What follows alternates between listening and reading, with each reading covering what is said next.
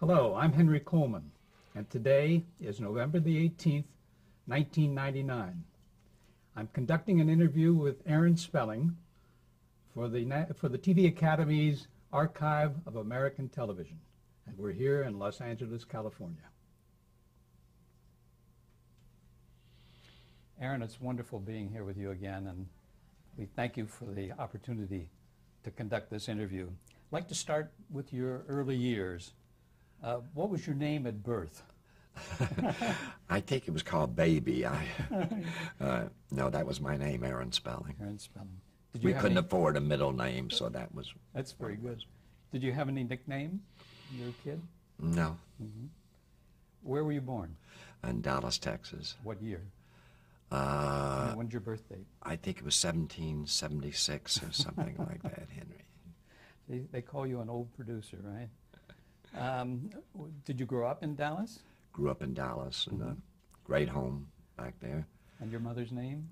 Pearl Spelling. And was she a homemaker? Did she work at all? Or? No, in those days women didn't work. But right. We had this magnificent house that cost $6,000 and had one bathroom of wall-to-wall people. It was really great back there. On Browder Street? On Browder Street. I know you had a lot of family living with you, didn't you?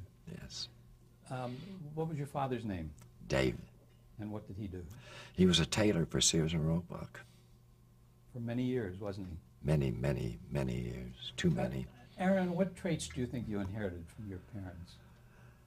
I think my father, tenacity, and I think from my lover, from my mother, a loving heart. Just a loving heart. And you certainly have that. Thank you. Did you have sisters and brothers? Let's see now. My oldest brother was Max. My sister was Becky. My older brother after that was Sam. And then my brother Danny. And I was the baby. So there were 5 of us. That's a house full. At the house. What about your hobbies when you were growing up? What were your interests? Mostly, I got a kick of standing with my mother in front of the White Rock Bakery getting 4-day-old bread and cookies at a very, very cheap price because she thought if I went with her that she would get more. And it was not the best time of our lives, but I love my mother for having the guts to do that. Did you listen to the radio in those days? Oh, yeah. What were some of your favorite programs? Do you remember? No. No, really. Music, mostly. I just loved music. Did you listen to any dramatic shows, like Lux Radio Theater or any of those? Did they have it in those days, Henry? I think, well, sure. No, I that don't might have been a remember. little later, I don't know. What about movies? Did you go to the movies? Every weekend, my mother would take me to movies, and we had to walk about 2 miles to get to the movie theater. But my mother taught me a lot that I would like to give to young kids, too. It was so strange. Every time we walked, she said, look in the gutters, because sometimes there's money there. And it was funny. Every time we walked to a movie theater, there was a nickel on the street there. And I didn't realize till years later it was my mother dropping the nickel. So I would find it and keep walking and going to the theater. That's wonderful. What kind of student were you, Aaron, in school? I don't think I was a very good student. It's the strangest thing in the world. I got through school by telling stories. Every holiday they would call on me to tell stories, and I would invent stories. And I think for some reason it taught me a lot, and I became a storyteller when I was this big.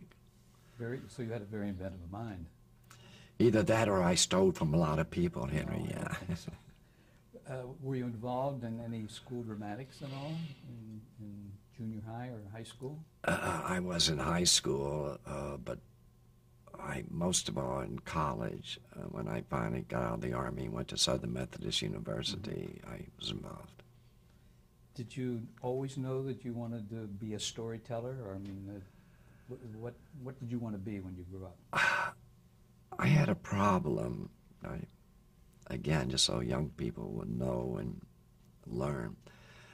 I had a nervous breakdown when I was going to public school and when I was like 10 years old.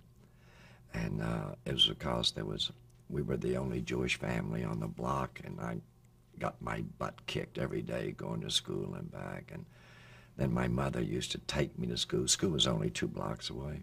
And they would throw rocks at my mother, so I had a nervous breakdown. I don't know if it's self-induced or not, but there was a great Catholic teacher at the school who came to our house and said, if you'll give me 3 book reports a year for this semester, I'll promote you.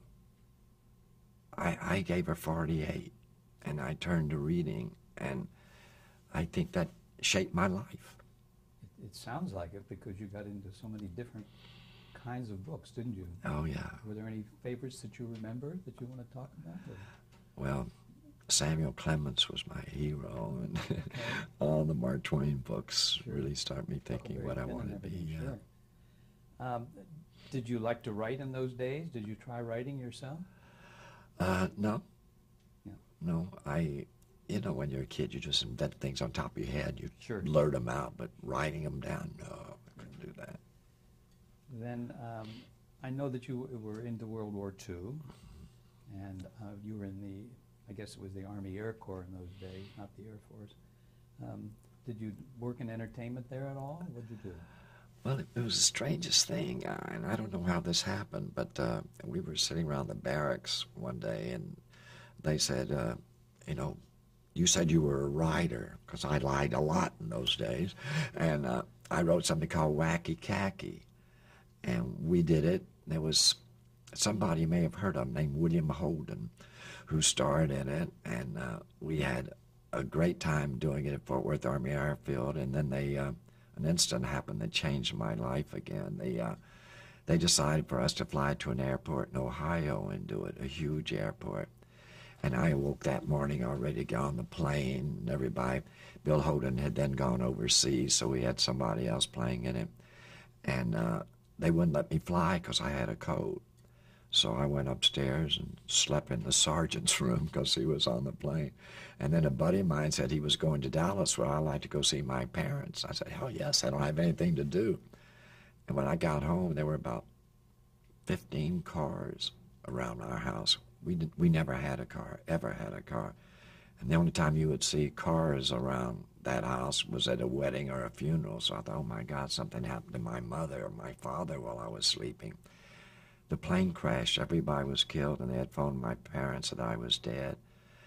And when I walked through the door, my mother passed away, and I fainted away, not passed away, no. Poor guy. But, and she made me promise never to fly again, and I never have, and never will. I know there are all those times I remember when you had opportunities to go to Europe and different things and you didn't go. That's an amazing story. You must really look to the big guy up in the sky or something for... Every time I sell a series, I do the same thing, Henry. Yeah, so. right. What did you do after the war? You went to college, didn't you? Well, of course, I couldn't afford to go to college, but the GI Bill of Rights sent me to college. But something had happened to me overseas. I was wounded. I was writing for Stars and Stripes then, and I was having a ball doing that. And we were going on a story, and a sniper shot our Jeep, killed our driver. What country was that in? That was in, oh gosh, Belgium? Good question. Not okay. France. I'll think of that in about 18 years, That's Henry. Okay. No, that's all right. But I was wounded and in the hospital, and the Lunts were touring in a play called Oh Mistress Mine, and they said, and their lead had gotten sick, and their young lead had gotten sick. They went through the hospital asking anybody to read, so I read, and they put me in the play. And so I toured with them to Army Air Force bases and Army bases for about 2 years. And when I came back to SMU, they were doing a play that I wanted to be in so badly, Lachlan McLaughlin. And I wanted to play him so badly, and they said, well, we don't use freshmen. They said, have you ever had any experience? I said, oh, yes, I toured with Alfred Luntland and Fontana. Great credit. I got it. So I started as a freshman in Hasty Heart at SMU. And that's, well, I guess with Linton Fontaine, you got the bug for acting, didn't you? Absolutely. Yeah. Absolutely. And did you also work as a director in the theater at SMU? Well, I directed. I was the only student. Oh, this sounds terrible, but I was the only senior to ever direct the senior play at Southern Methodist University, then or to now.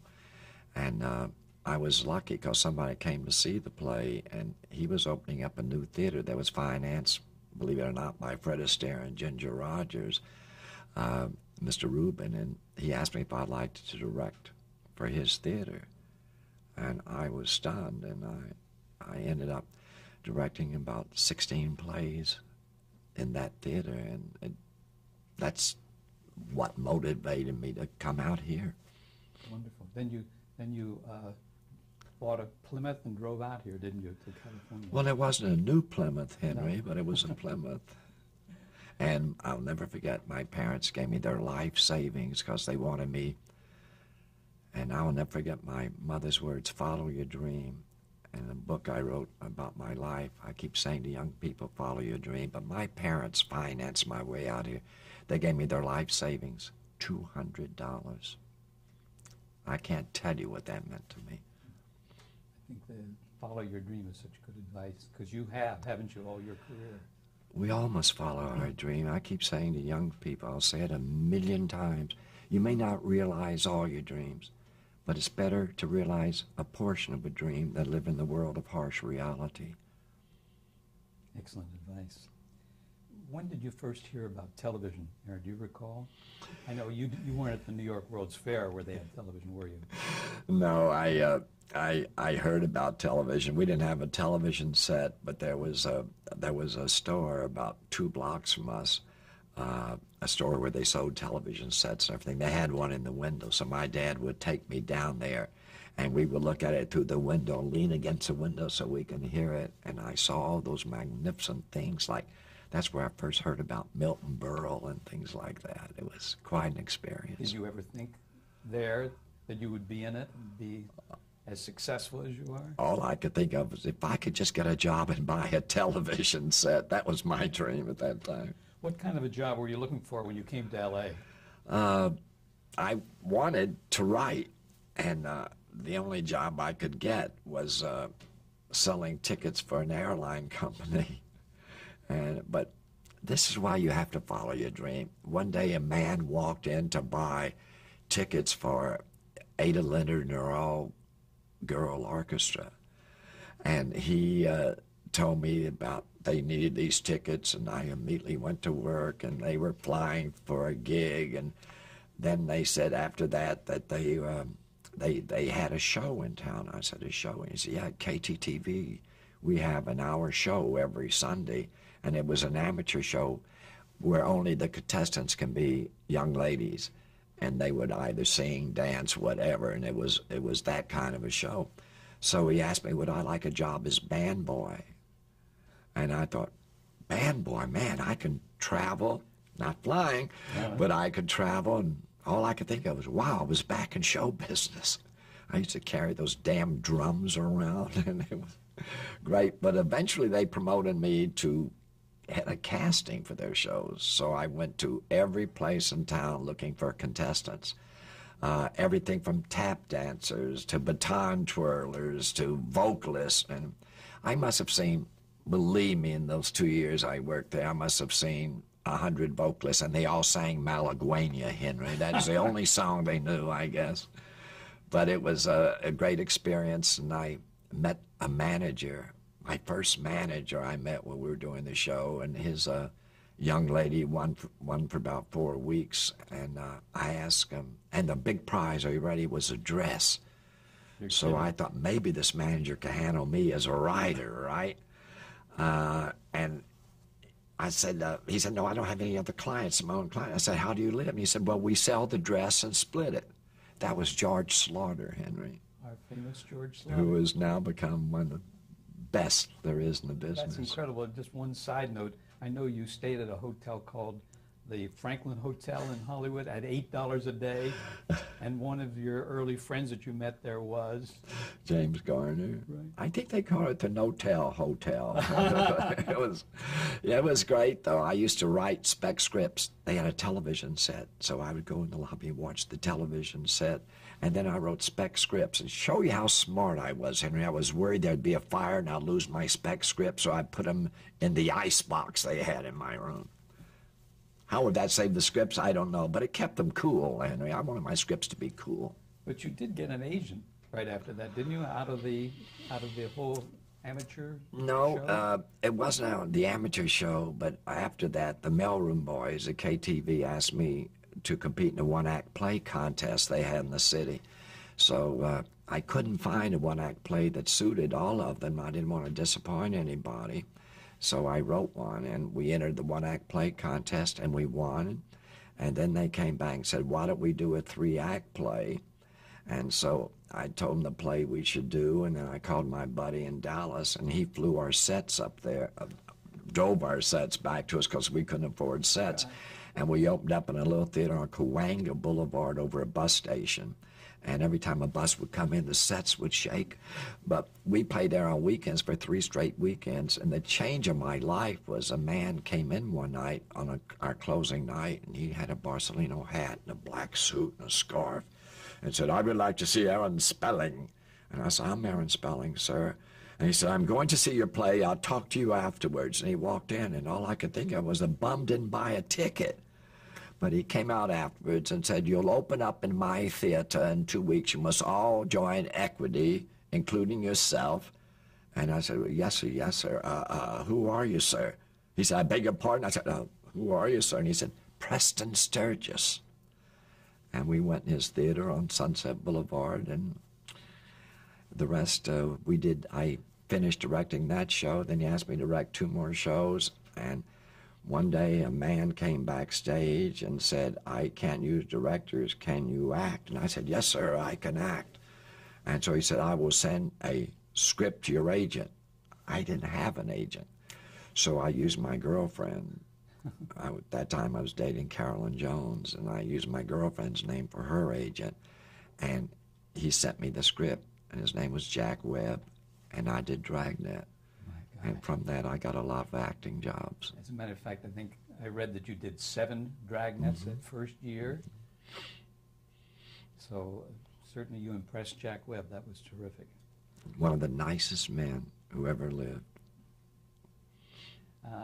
Talk about those early days. What other TV shows did you do? I know you did I Love Lucy. You acted on that. I did I Love Lucy, and Lucy was nice enough to ask me then to do a series, the June Haver series that they were producing, and I did that, playing a milkman for 12 episodes or 13 episodes.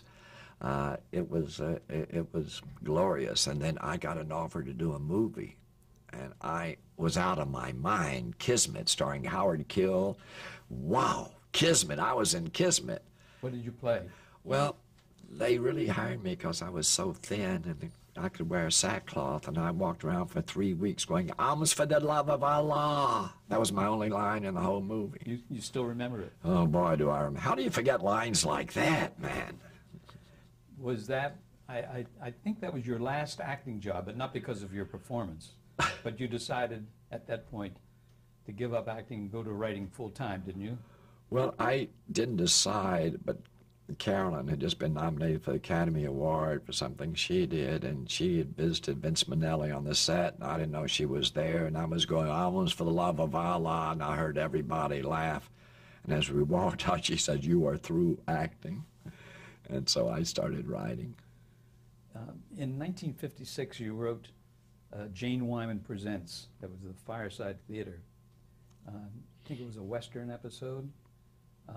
Was that your first sale, or did you? No, my first thing was really a huge job. I was so thrilled. Dick Powell hired me to write Zane Grey host spots. And Henry, I want you to know that I made $125 a week, and I was in heaven. And eventually, he talked to Jane Wyman, and she did a guest spot on Zane Grey Theater, and Dick said, "Why don't you write it?" So I wrote it, and then when Jane Wyman got her series, she asked me to write. Then he asked me to write one for Barbara Stanwyck, and Missy became one of our closest friends. Missy was Tori's godmother. So I got a lot of breaks that way now, but Clear Blue Sky, one of my Zane Grey Theaters wrote, was on the air, and I got a call from Playhouse 90 asking me if I would write a play, I was 90. I was like, asked me, do I want to go to heaven? And they had never done a Western. And so I wrote a Western called The Last Man, and John Frankenheimer, who was still brilliant, directed it. And Martin Manulis produced it. yes, Marty produced it. And 4 days later, I got a call from Martin saying that 20th had bought it as a feature, and they wanted me to write the feature. So I wrote the feature starring Alan Ladd, and the name of it was called One Foot in Hell, and I couldn't believe it. What about that early days of writing and when your shows were produced on the Dick Powell Theater? Did you take in all the elements of production? I mean, were you learning in those days how to be a producer? Were you on the set at all? Yeah, it was much, much different in those days, Henry. Let's talk about that. Dick finally said, you know, you're going to produce this show one day, aren't you? And I looked at him as he was crazy, but he was my mentor, my father figure. He bought me my first suit in town because he wanted me to go to a charity affair with him. And producing in those days was different. You didn't have staffs. You didn't have staffs of writers. You brought in outside writers. You were on the set most of the time to make sure everything went right. You got your coverage. You did all your rough cuts. I mean, when you look at today, an executive producer of a show has a staff of like 7, 8 writers. They have a producer on the set, a line producer, as you well know. You've been a line producer in many of our shows and an exec producer in our shows. It was so different, but boy, did you learn a lot fast. It was amazing. It was amazing. We had someone, a script, head of scripts, right? We had a lady, and she was on 5 shows. And her job was just get writers to come in, and you would interview them and see if they were right to write the shows you did. I ended up, because of Dick, producing 5 shows at one time there, and it was the greatest time in my life. He was brilliant. I learned more from Dick Powell than anybody that I've ever worked with in my life, because he was a producer and director, if you remember, besides being a star of movies and television. What kind of person was he, Aaron? It's so hard to say. He was the kind of person, first of all, I don't think he ever remembered my name, or it was so cute. He called me Skinny. That was my name. Hey, Skinny, come up at 6 o'clock. Let's have a drink. I had my first drink with Dick Powell. I didn't know how to drink. I was scared to death.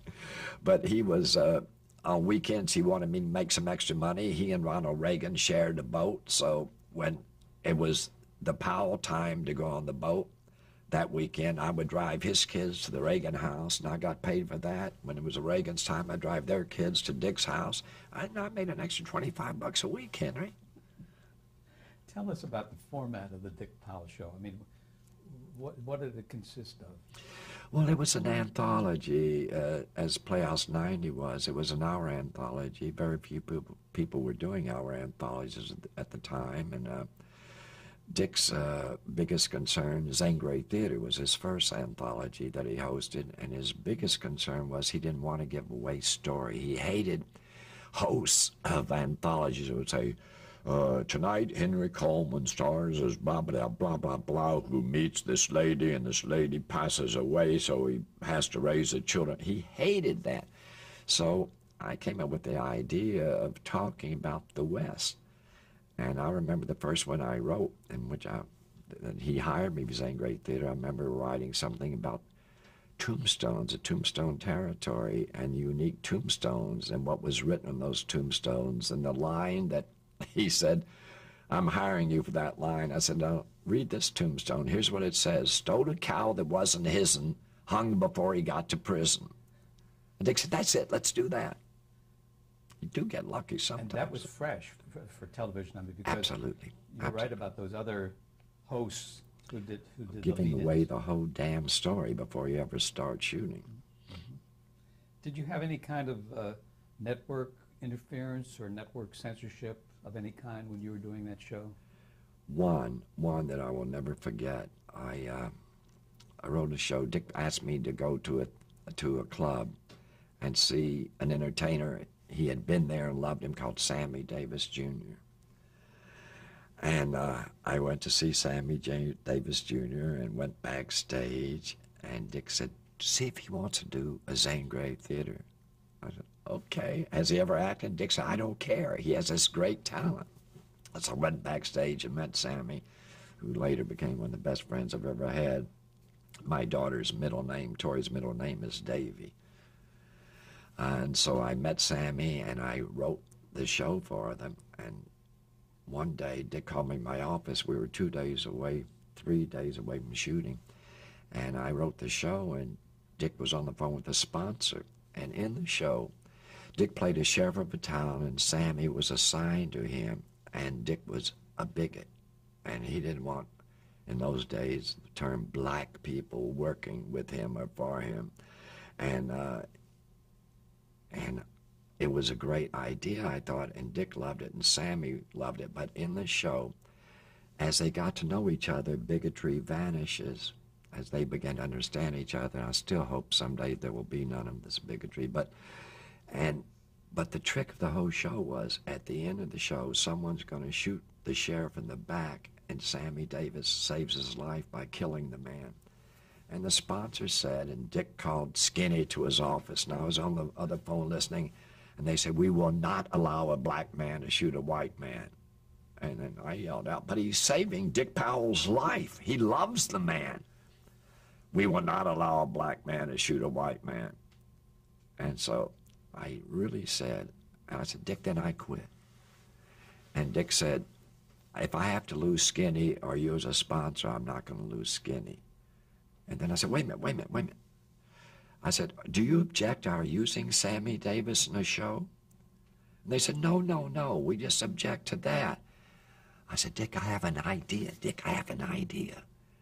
So he said, okay, we'll call you back. He has an idea.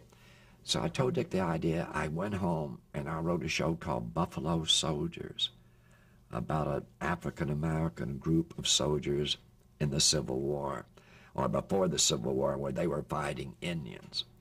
And I remember when there was a truce, there was a moment of truce between our African-American group of soldiers and the Indians. And the Indians said to Sammy, who was leader of the group, why do you like them?